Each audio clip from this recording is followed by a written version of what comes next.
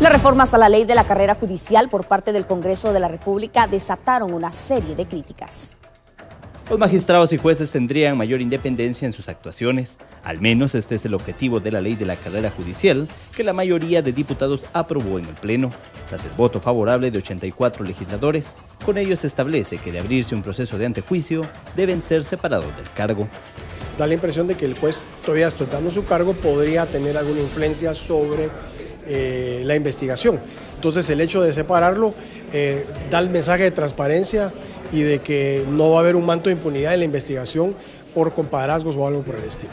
Es un primer paso, porque así debe de ser, porque la persona que está sometida y se ha declarado con lugar un antejuicio debe de abandonar sus funciones.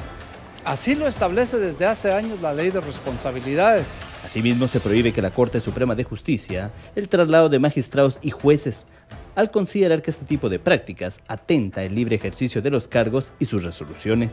Eso se establece un procedimiento disciplinario para que las sanciones efectivamente sean por causas justificadas, pero que tampoco haya una arbitrariedad en el traslado de jueces o magistrados que porque no dictaminaron de una forma o tienen criterio diferente, como castigo simplemente se les traslada. La normativa de 84 artículos también establece que la Corte Suprema de Justicia debe nombrar a magistrados y jueces de profesionales que hayan obtenido los mejores punteos en un curso de 8 meses, así como crearse las juntas disciplinarias para que las faltas y sanciones sean evaluadas con mecanismos administrativos más independientes. Pero ¿en qué consisten las reformas a la carrera judicial? En la siguiente nota nosotros le explicamos de qué se trata. Veamos.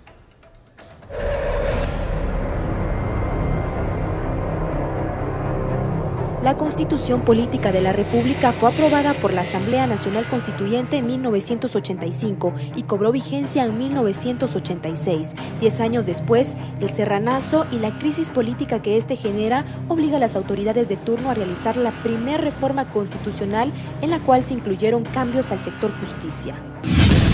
Como se iba a hacer esas dos cuestiones, se aprovechó por algunos grupos para incluir una serie de reformas a la Constitución que en aquel momento no tenía ni 10 años de vigencia. Conforme pasaron los años, se logró evidenciar que las primeras reformas al sector justicia, según el abogado constitucionalista, fueron un error. Entra en vigencia esas reformas y se dieron los problemas que ya sabíamos, ¿verdad? 13 magistrados es más difícil que se pongan de acuerdo que 9, la presidencia rotativa de la Corte ha sido un lastre para las Cortes Supremas de Justicia, la politización del proceso de selección de magistrados a Corte de Apelaciones es realmente espeluznante y así pues desgraciadamente en el 93-94 nos equivocamos. Otro ejercicio constitucional de reformas se produjo en el año 1999, reformas que fueron aprobadas por el Congreso de la República, pero no fueron ratificadas por el pueblo de Guatemala en consulta popular. En la consulta popular se querían introducir reformas a 4 temas sustantivos: derechos sociales, organismo ejecutivo, legislativo y judicial. Pero esa propuesta de reforma fracasó.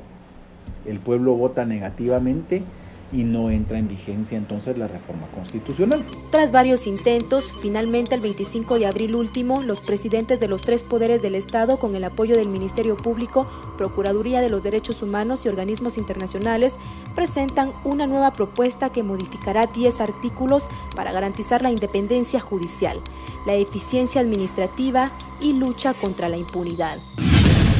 Si se aprueba esta reforma, va a tener un complejo reto, que es echarla a andar y crear un buen sistema de justicia. Yo creo que sí existe ese interés. Ahora, también existe otro aspecto que es el tema de la justicia indígena. La justicia indígena, o sea, el pluralismo jurídico no es un tema fácil en ningún país. Hay que saberle entrar, hay que saberle discutir, hay que saber entrar que somos diferentes. La propuesta de ley final debe ser aprobada por el Congreso de la República y ratificada en consulta popular, aunque hay que aclarar que una propuesta de reforma no había tenido tanto apoyo como la de ahora. Telediario, información actual. Conozca cuáles son las reformas más importantes para consolidar y fortalecer el sistema judicial. Vamos a mostrarle diferentes gráficas de las reformas al organismo judicial.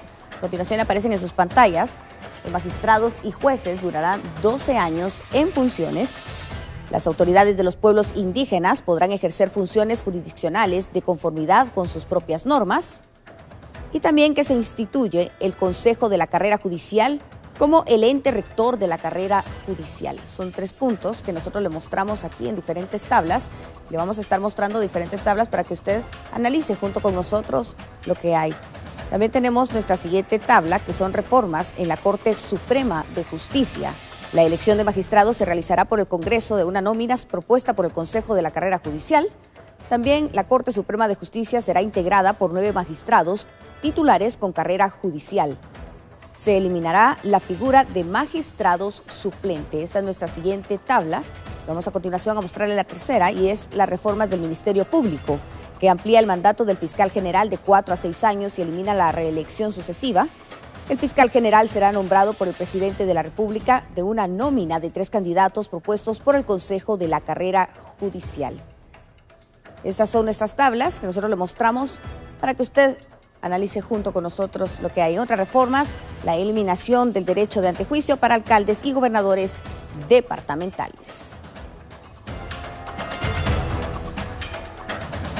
Y las opiniones están divididas en cuanto a la aprobación de este decreto. Vean.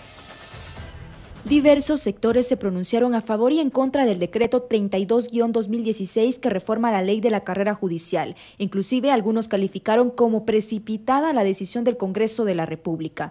El vocero del organismo judicial dijo que solicitarán una revisión detallada de las reformas aprobadas para ver si esta no contradice la ley actual.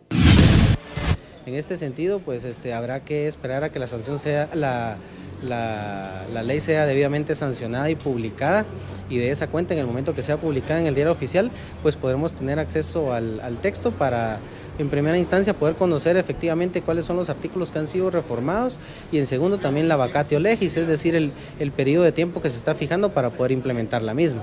El jefe de la CICIG cree que las reformas son positivas, ya que las reformas constitucionales pueden ser tardadas. Además, agregó que posiblemente la carrera judicial podría ser modificada si se plantea cambiarla por un consejo administrativo judicial. Realmente, en cuanto a carrera judicial y consejo de la carrera judicial, la ley aprobada es idéntico al texto que se ha presentado para la discusión en la reforma constitucional. ¿Podría existir una necesidad de reforma posterior en el evento que en la reforma constitucional se incluyera un Consejo de Administración Judicial? Por otra parte, Acción Ciudadana refiere que los cambios a la carrera judicial fueron precipitados y estas no obedecen al clamor popular. Nosotros incluso hace unos días, como Acción Ciudadana, planteamos una moratoria, que era solo que nos dieran un poquito de tiempo para que los insumos que provengan de la reforma constitucional puedan retroalimentar las ordinarias que ya están. Eso es el tema. Sí, yo considero, para ser muy sincero, que sí hay un poquito de conflicto se va a dar, pero lo que vamos a tener que hacer es lo siguiente: hacer las reformas constitucionales con el aplauso de toda la sociedad guatemalteca, y con base a esa reforma hacer el desarrollo de normas ordinarias como por ejemplo la carrera judicial. El alto comisionado de las Naciones Unidas para los Derechos Humanos en Guatemala dijo que la reforma no contradice la propuesta de reforma constitucional. Si surgieran contradicciones, se puede reformar la ley ordinaria, sería mucho más fácil. Las dos cosas no son en contradicción, es decir, inclusive la ley ordinaria llega hasta donde la Constitución permite. Entonces no necesariamente son completamente contradictorias, sino que se van a poder complementar. Pero existe un largo proceso. Ahora la iniciativa de ley ordinaria aprobada por el Congreso deberá ser ratificada por el organismo ejecutivo para su entrada en vigencia. Telediario, información.